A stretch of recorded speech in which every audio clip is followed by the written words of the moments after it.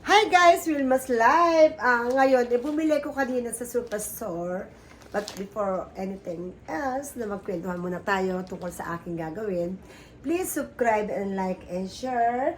And thumbs up na rin sa aking vlog, guys. Free naman. At kung magustuhan nyo, like nyo na rin or i-share nyo sa mga friends at mga mothers at mga fathers, mga grandfathers o di ba, ang grandmother at sa inyo mga apo ang aking gagawin. Wilma's Live, please thumbs up and subscribe na rin and hit the notification bell para updated kayo. Naisip ko kasing gumawa ng eto, bumili ko ng medyo Superstore cheddar cheese. Gagawin natin pwedeng parang drumstick or ice cream ang ating tema. Yan. Ngayon, napakalaki kasi nito guys. Naghihinayang ako. Gusto kong yung half nito gawin kong ice cream. Dahil magbe-birthday ang aking anak na si Paul Angelo Concepcion. Mega love shoutout siya February 25. Ngayong 2026 ay magbe-birthday siya. Kaya talaga naman mag-spaghetti ako with cheese at ito gagamitin ko sa ice cream yung iba. Ito ay sa spaghetti. Kaya talaga naman ituturo ko sa inyo kung paano gawin ang cheese ice cream. O, di ba guys? Yan, ganito guys. Let's go. Ito, hihiwain natin ng maliliit. Ilang grams lang naman ito. Yan, 80 grams. At i-chop din natin syempre ng maliliit. Dahil, ganyan no guys, oh. Maliliit lang. Kasi mamaya lulutuin natin to. Masarap ito, ice drop. Gumaga sa ice drop pwede to. Kaya lang, wala pa akong lalagyan. Sabi ko nga, bibili ako ng lalagyan. Para pwede nyo na rin pang negosyo, guys. Yan. Masarap ang cheese. Itinuro ko rin ang paggawa ng ice cream, avocado. Talaga naman. Mainam na rin yung tayo lang ang gumagawa pagka sinisipag. Di ba guys? Yan. Yan. Kaya talaga naman,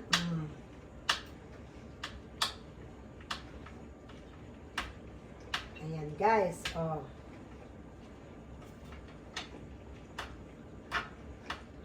Hiwa-hiwa lang. At nagayak na rin ako ng mga ingredients niyan, recipe para sa ating ice cream. Ayan, nakahiwa na tayo guys. Oh, di ba? Meron din ako gagamitin ko din ang yellow color para attractive siyang kainin. Nabibili naman ito sa Green Leaves sa Green Leaves sa Manila. At ang may-ari ay ang Green Leaves GNRM. Yan, ang liquid na kulay. At siyempre gagamit din tayo ng egg. And then meron tayong sugar dito na 40 grams. Ilalagay natin yung ito 40 grams and ilalagay natin ng egg. Okay guys? At meron din tayong ito ang whipping cream. Yan, meron tayong 320 grams na mamaya imimix natin ng wagas. And then, syempre, meron din tayong nakaseparate na asukal, sugar. Ito, yan. 60 grams to. At meron din tayong fresh milk na 300 grams. At syempre, i-combine natin dito sa ating pan. Okay, let's go guys! Ayan, pinaapoyan na natin ng kalan. Ayan guys. And kukuha lang ako ng panghalod natin. Ayan. Ayan, panghalo natin. At siyempre, inaalang natin guys. Unahin natin iyan ang eto guys. Eto, dito po muna tayo. Mamaya na dito. Grams at eto naman ang egg. Guys. Haluin lang natin.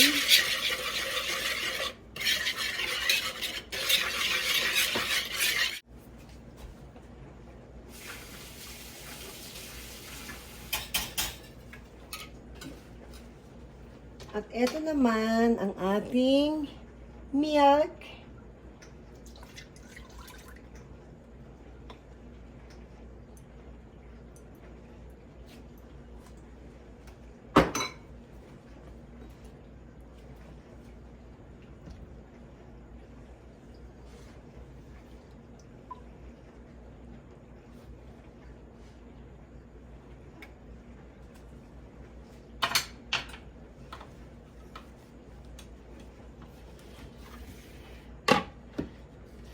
Ito naman ang ating whipping cream.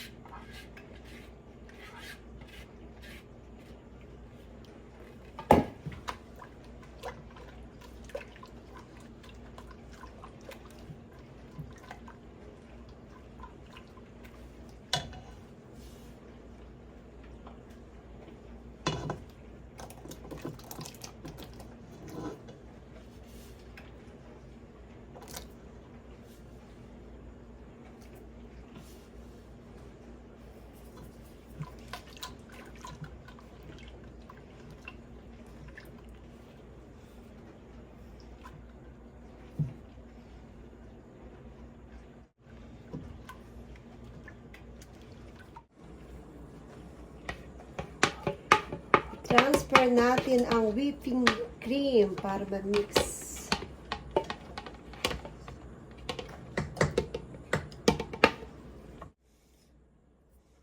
Ayan na ang whipping cream natin.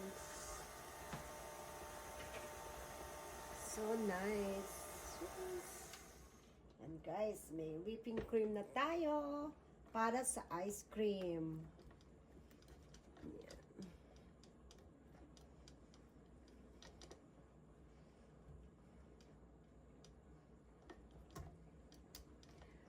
Masarap kasi ang ice cream na keso. Yummy.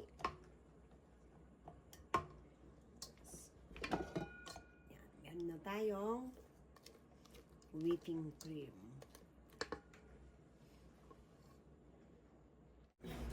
Ito naman ang ating keso. Isda na. Tapos na to, guys. Yan.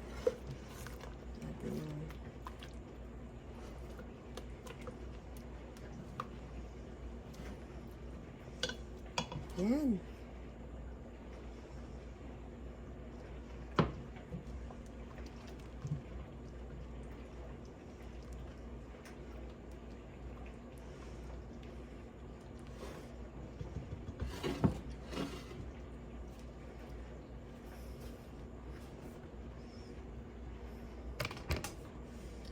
Yan.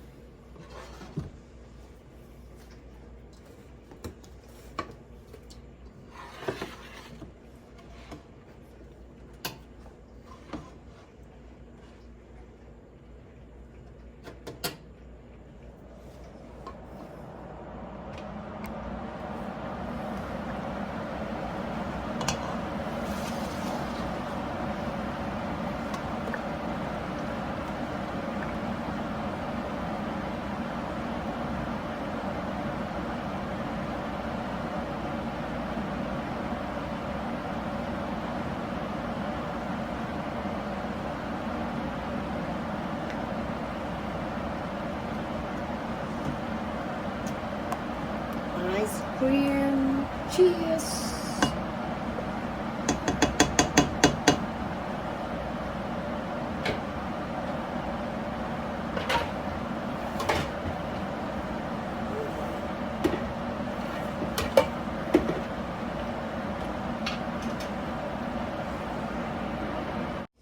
Ito na ang ating whipping cream, and then i-combine na natin ang ating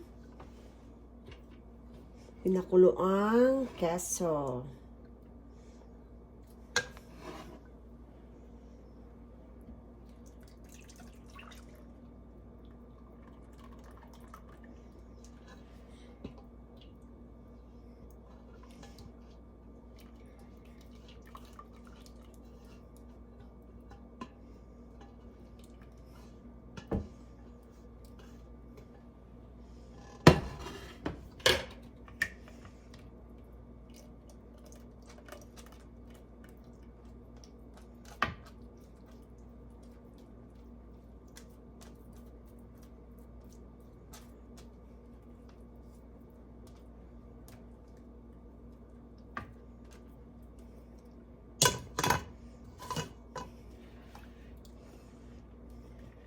Guys.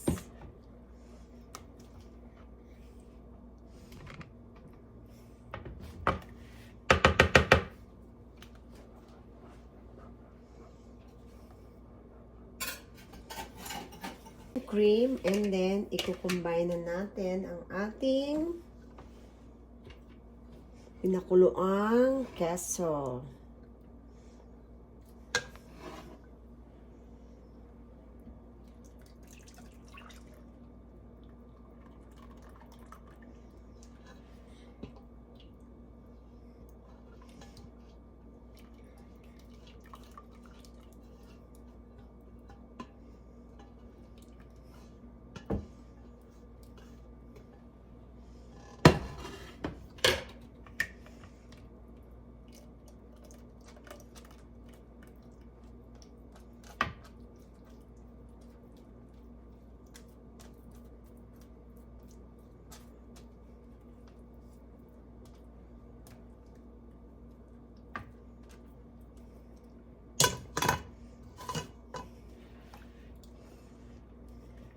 Guys.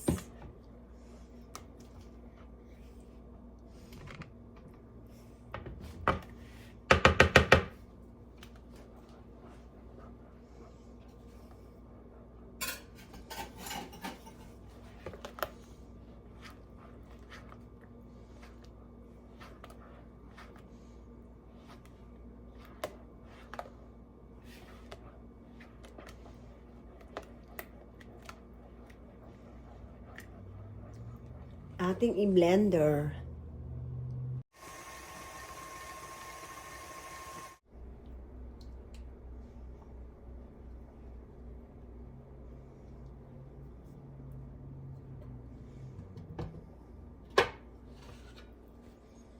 Ito na ang ating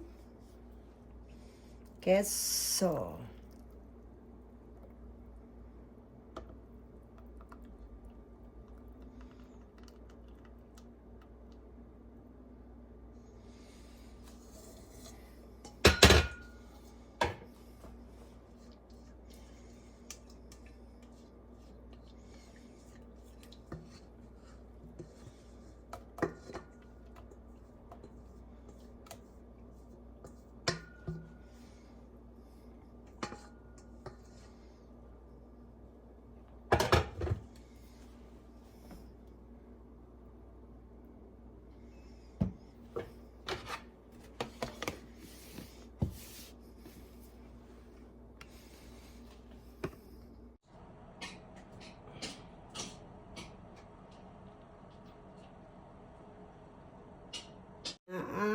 ice cream natin, guys. Na ating